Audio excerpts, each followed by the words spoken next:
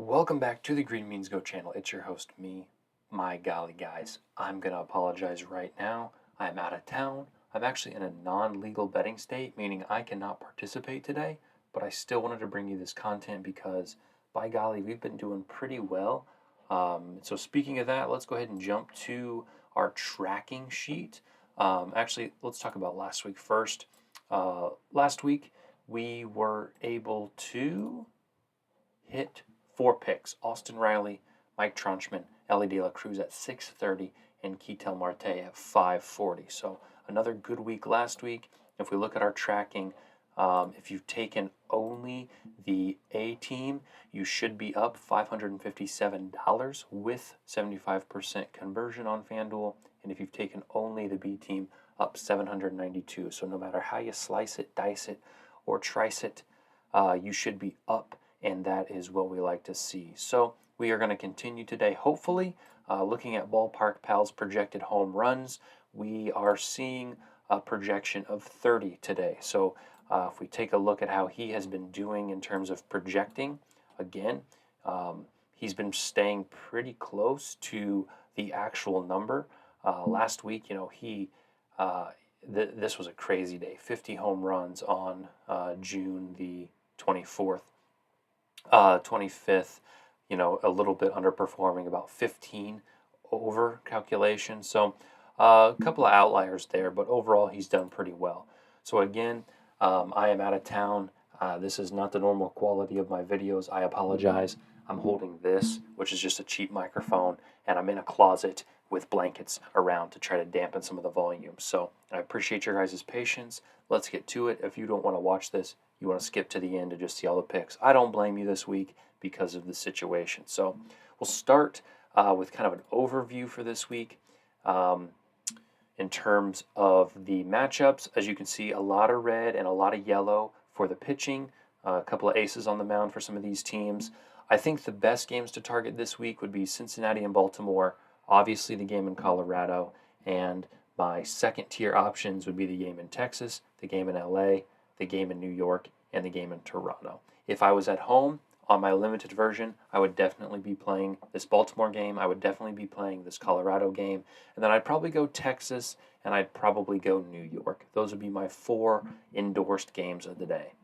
So let's go ahead and get into the picks real quick. And I'm going to kind of go through these pretty quickly just because of my situation today. We'll start here in Baltimore. Ellie De La Cruz again is sitting at 6:30. I don't know how. He's facing a righty. Again, he prefers batting left. He hits his home runs batting left. He'll bat left tonight. This is going to be 450 by the time the game gets off. So if you can get that number, if you can get anything above 450, I would take that. And Jake Fraley at 560 would be my B team pick. This next game, that is in Pittsburgh. Wind is blowing out, but there is a chance of weather, chance of rain actually in both of these games, so be mindful of that. Ha-Seong Kim at 540, and Gary Sanchez, who's been one of the hottest batters in the league, at 470. Both guys for the Padres, both guys I like tonight. Flipping over to this weird one in Toronto, San Francisco's going to open with Walker, but Cobb is probably going to pitch more of the innings, so again, be mindful of those.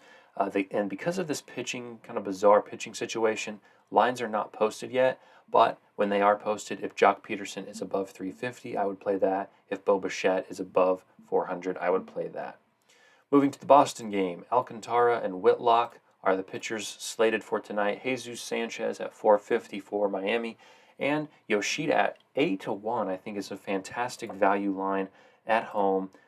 Against Alcantara, again, who is not giving up too many pitches, but maybe when a reliever comes in, you can get Yoshida to spank one at 8-1. Chisholm, Jazz coming back, tempting, but let's let him get into rhythm before we really start slamming that.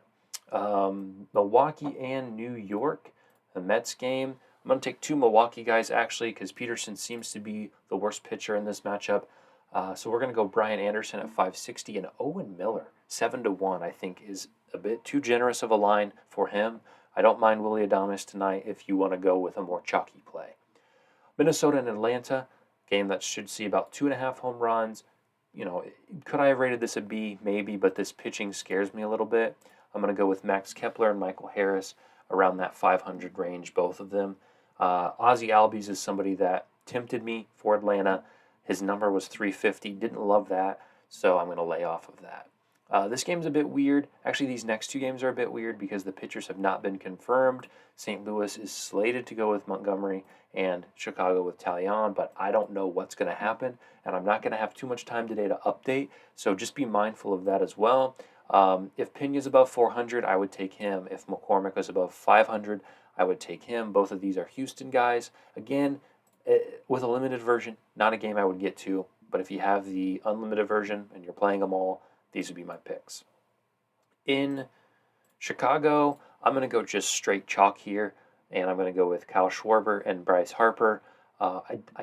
If lines were available, it'd be easier to tell. Brandon Marsh, if he's sitting at 10-1 for the Phillies, he's going to be worth a look. If Stott is 7-1, he would be worth a look. But because I'm not going to have time to check, because these two guys are going to be in the lineup, I'm just going to play it somewhat safe and just throw this out here and lock in these two guys. I don't care what their numbers are. Schwarber's probably going to be under 300, which I don't love playing. Harper's probably going to be 320, which is lower than I like to go, but for this week and this situation I'm in, that's what we're going to lock in. Moving up here to the latter half of the night, by golly, look at this. DT, you know what that stands for? Dinger Tuesday. How could you not play this game? I think you got to play this Texas game just because the initials of their logos stand for Dinger Tuesday. I mean, if that's not a sign, I don't know what you're looking for. Nate Lowe and Corey Seager, two guys for Texas, who I think should shell Manning tonight, who comes back off of like a 60-day injury, and I like those numbers, even though 360 is lower than I typically like to go. Seager at home against against a pitcher who's not been in rhythm. I like those guys. So this is definitely a game I am playing if I'm at home and I have the limited version.